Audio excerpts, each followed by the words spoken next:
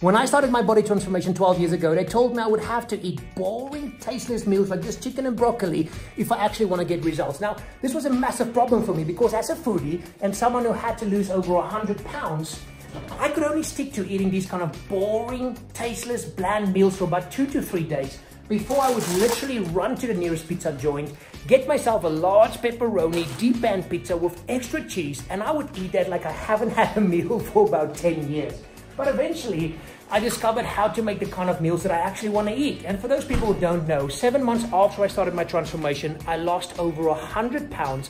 And here's the good thing, I've continued to eat those meals for the last 12 years to help me maintain my results. And today, guys, I'm super excited because I'm finally launching my brand new cookbook called 27 Recipes that helped me lose over 100 pounds. And for the next couple of days during this launch period, I want to give all of you guys a massive 80% discount. So if you want to come and check out these 27 meals that I used to eat, then pop over to 27to100.com and you can grab that for the next couple of days at 80% discount and for only $3.